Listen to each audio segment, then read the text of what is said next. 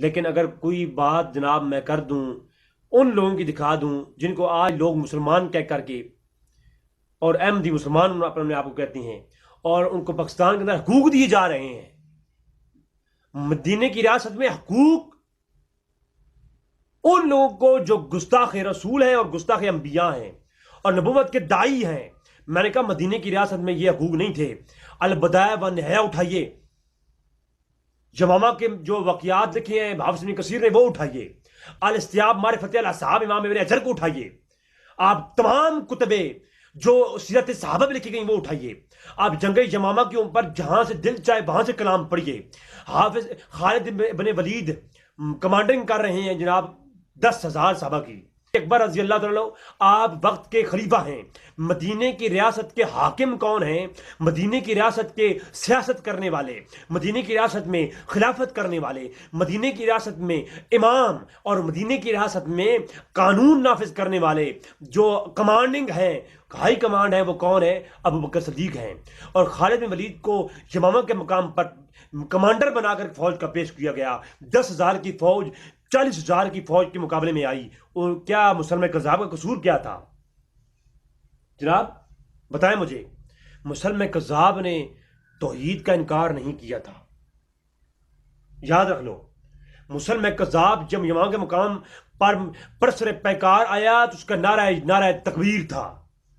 حافظ ابن کثیر کو پڑھیں، الاستیاب معرفت صاحب کو پڑھیں، علامہ بلازری کو پڑھیں، امام بہقی کو پڑھیں، جہاں جناب امام یوسف نبہانی کو پڑھیں، امام ابن حجر اسقلانی کو پڑھیں، امام کشتلانی شارح بخاری کو پڑھیں.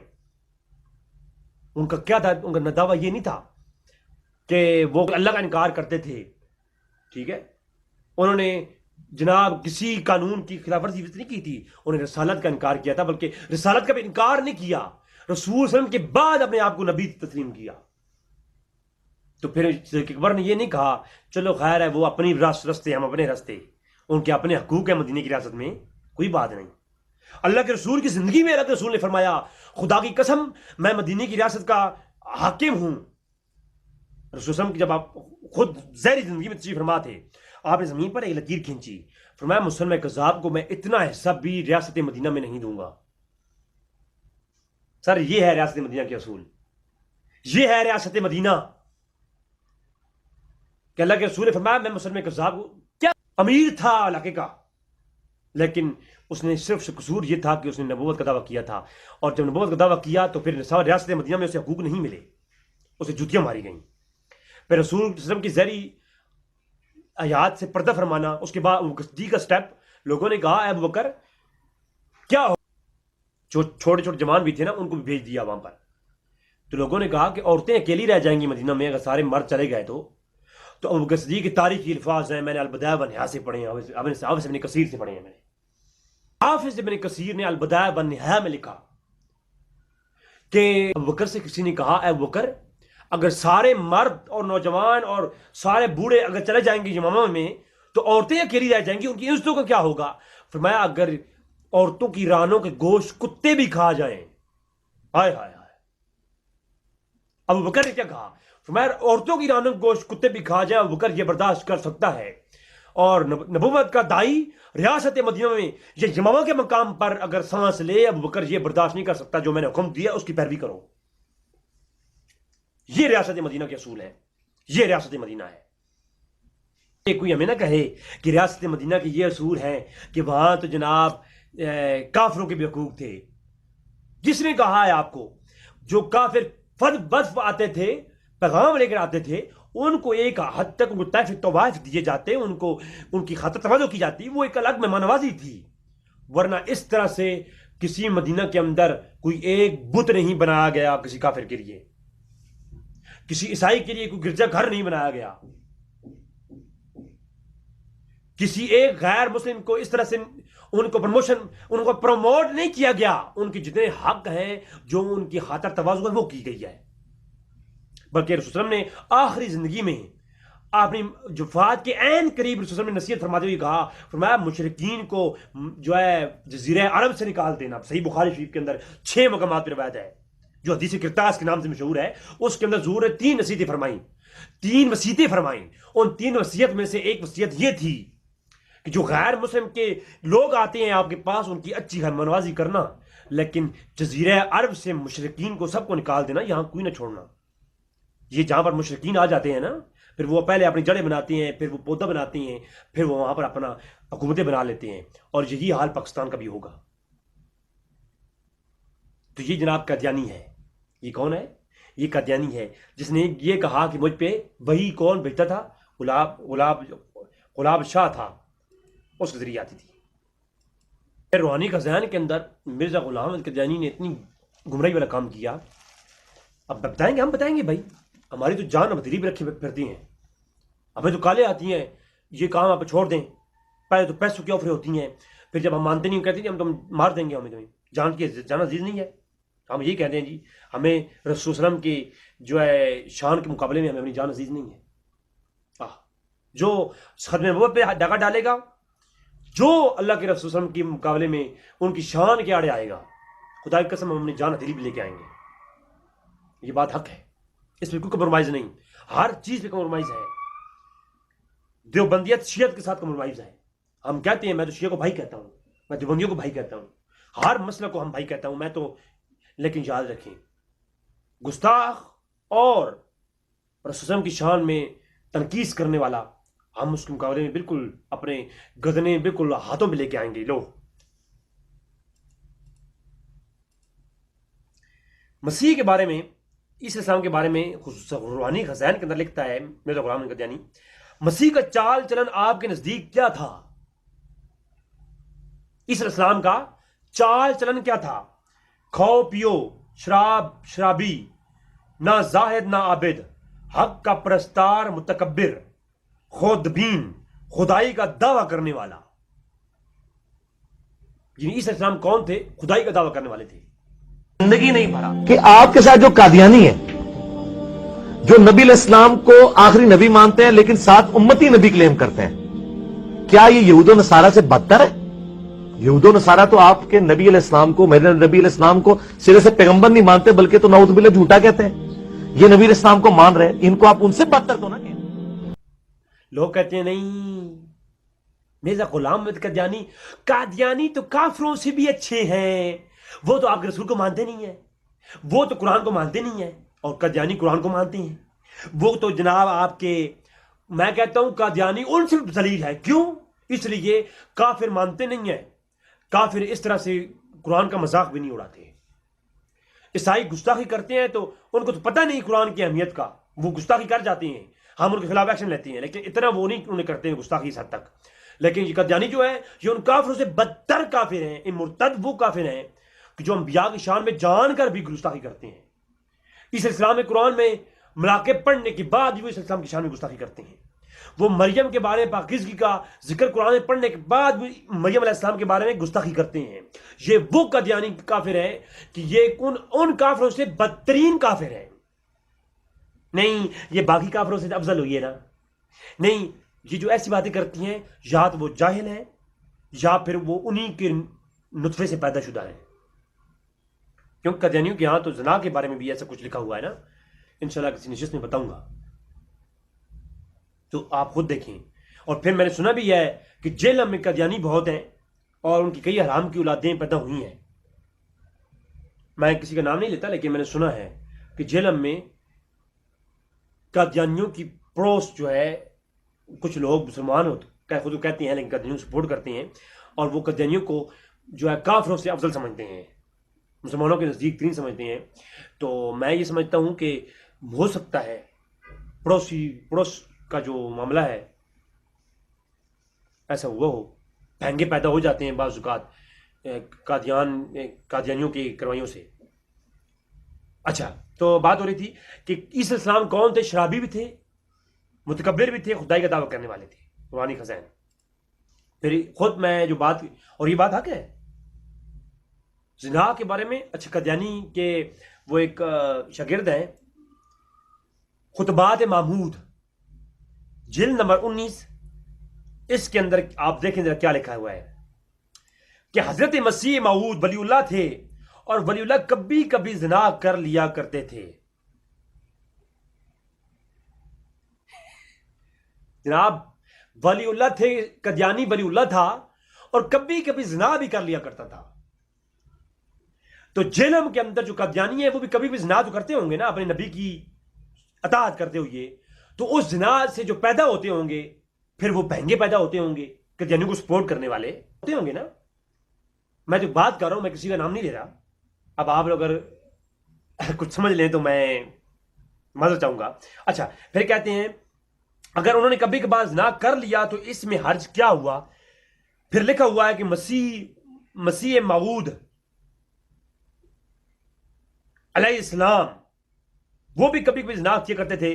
ہمیں اعتراض موجود دا خلیفہ پر ہے, وہ ہر وقت زنا کیا کرتا رہتا تھا.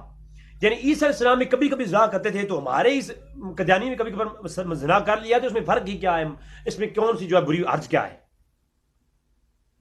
آپ مجھے خود بتائیں کہ یہ ہے جناب قادیان کی حقیقت. اور پھر جب عیسائی عیسیٰ علیہ السلام سے معاوضے مانگتے تھے نا, قادیانی نے لکھا اپنی کتاب روحانی خزائن کے اندر, ایک رسالہ ہے زمیمہ رسالہ انجام آتم, اس کے اندر لکھا کہ عیسیٰ علیہ السلام نے جو تورات میں انجیل میں ایک لینگویج ہے, انجیل کا ایک فن ہے پورا, انشاءاللہ اس پہ بھی کبھی گفتگو کریں گے. میں انجیل پر میرا ایک آلریڈی سن 2017 میں نے ایک لیکچر اپلوڈ کیا تھا, وہ میں نے یوٹیوب اپلوڈ کیا ہے لیکن اس کی ویڈیو کوالٹی اچھی نہیں ہے, تو میں پھر بھی اس پہ اپلوڈ کروں گا. تو انجیل کے اندر ایک لینگویج ہے, ایک فنون ہے کچھ, جو کہ ظاہری آپ کے ملات کو آپ ہینڈل کر سکتے ہیں. تو ان فنون کو پہاڑی زبان کہا جاتا ہے, جو کہ انجیل کا مغز گلاتی ہے. تو کہتا ہے جی یہ یہودیوں کی کتاب تالمود سے عیسیٰ علیہ السلام نے چرا کے لکھا تھا, یہ کوئی قرآن جو ہے وحی نازل نہیں ہوئی. انجیل جو ہے, انجیل عیسیٰ علیہ السلام کی اپنی لکھی ہوئی فنون پر کتاب ہے, جو کہ تالمود یہودیوں کی کتابوں سے چرا کر کے لکھا گیا فن ہے. بات سمجھا رہی ہے؟ تو اسی کی سبب نیچے لکھا کہ عیسیٰ علیہ السلام کا دماغ ہی ٹھیک نہیں تھا, دماغی مریض تھے عیسیٰ علیہ السلام. وہ کبھی کبھار شفاخانہ بھی جایا کرتے تھے, اور اللہ کے عیسائیوں کو معجزات دکھانے کے دعوے کرتے تھے. جب عیسائی جو ہے معجزات مانگتے تو وہ جو ہے عیسائیوں کو گالیاں دیتے تھے. عیسیٰ علیہ السلام اپنے حواریوں کو گالی دیتے, اور حواری عیسیٰ علیہ السلام کو حرام زادہ کہتے. عیسیٰ علیہ السلام بھی گندی گالیاں دیتے, آگے سے وہ بھی گندی گالیاں دیتے تھے. تو یہ ہے جناب مرزا غلام احمد قادیانی. اور پھر کہتے ہیں کہ عیسیٰ علیہ السلام جو آخر میں آنے ہیں وہ میں ہی ہوں, اور میرے بعد میں آخری نبی ہوں, میرے بعد کوئی نبی, کوئی عیسیٰ, کوئی خلیفہ نہیں آئے گا. یہ خطبہ الہامیہ اس کا اپنا خطبہ ہے, اس کے اندر اس نے واضح لکھا کہ میں آخری ہوں, میرے بعد کوئی نہیں آئے گا. اور پھر مرزا غلام احمد قادیانی کا یہ بھی دعویٰ تھا کہ پاک مریم کے پیٹ میں جو شخص تھا وہ میں ہی تھا. بلکہ اس نے لکھا کہ فَأَرْسَلْنَا إِلَيْهَا رُوحَنَا, جو روحانہ سے مراد روح جو عیسیٰ علیہ السلام کی والدہ کی طرف آئی, تو وہ روح سے مراد میں ہی ہوں, میرا نام روح صدق ہے. پھر اس نے کہا کہ اس کے نفخنا فیہ من روحنا, اس آیت میں جو ہے جو روح تھی اس سے مراد میں ہی ہوں, جو عیسیٰ علیہ السلام کی روح پاک مریم کے پیٹ میں عیسیٰ علیہ السلام میں داخل ہوئی وہ میں ہوں. اور پھر کہا کہ برہن احمدیہ میں ہم پہ وہی ہوئی کہ عیسیٰ علیہ السلام جو مریم کے پیٹ میں تھا, پیدا ہونے والا تھا, وہ الہام ہوا تھا, یا عیسیٰ انی متوفک وبرفاقہ وجاء الذین. تو وہ نے کہا کہ اس یا عیسیٰ سے مراد میرا نام عیسیٰ رکھا گیا ہے اور مجھ پہ الہام ہوا ہے. تو فرمایا اس لحاظ سے میں عیسیٰ ابن مریم ہو گیا. تو میں کون ہوں؟ میں وہ عیسیٰ ابن مریم ہوں. یہ لوگوں کو آگے بھی پھسلانے کے لیے نا اس طرح کی حرکتیں ہوتی رہیں. اچھا, اور پھر میرے پاس ایک انجیل کا نسخہ موجود ہے, متی کی انجیل. یہ ایک متی تھا, شخص تھا جس نے انجیل کو عیسیٰ السلام سے روایت کیا. اور میں نے عیسائی حضرات سے واقعن کے اندر جب ان کی چرچ میں میری گفتگو ہوئی تھی تو میں نے ان سے بھی یہ بات کہی تھی کہ جو آپ متی کی انجیل پیش کرتے ہیں, اس متی کی انجیل کی آپ سند پیش کر دیں. عیسیٰ علیہ السلام کے وفات کے 70 سال کے بعد متی کی انجیل سامنے آئی, اور اس کے جو ہے درمیان میں کون, اور جو متی تھا یہ خود عیسائی مذہب پہ تھا ہی نہیں. میں نے اس پہ آلریڈی گفتگو بھی کر رکھی ہے, میری یوٹیوب پر سن 2017 سے وہ اپلوڈ ہے. تو جو متی کی انجیل ہے وہ میرے پاس موجود ہے. اس کے حوالے سے لکھتا ہے قادیانی اپنی کتاب زمیمہ رسالہ انجام آتم, روحانی خزائن کے اندر ایک رسالہ ہے. کہتا ہے متی کی انجیل سے معلوم ہوتا ہے کہ عیسی علیہ السلام کی عقل بہت موٹی تھی. آپ جاہل عورتوں اور ممناس کی طرح مرگی کی بیماری نہیں سمجھتے تھے بلکہ جن اور اسیب خیال کرتے تھے. یعنی مرگی کی جو بیماری ہوتی ہے یہ جن اور اسیب ہوتا ہے، نہ کہ کوئی بیماری ہے. ہاں، آپ کو گالیاں دینے اور بد زبانی کی اکثر عادت تھی. ادنا سے ادنا بات پہ گالی دے دیا کرتے تھے اور غصہ آ جایا کرتا تھا.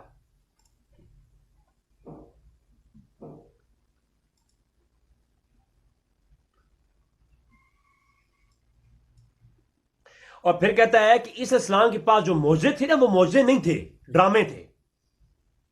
ایک تالاب تھا جس میں کوئی قدرتی طاقت تھی، اس کی مٹی سے اسلام چھپا کے رکھتے تھے اور اس سے لوگوں کو شفا بھی دیتے تھے، اور اس تالاب پر جو جاتا اس کو بھی شفا ملتی تھی. تو اس اسلام اس کی مٹی سے فائدہ اٹھاتے تھے.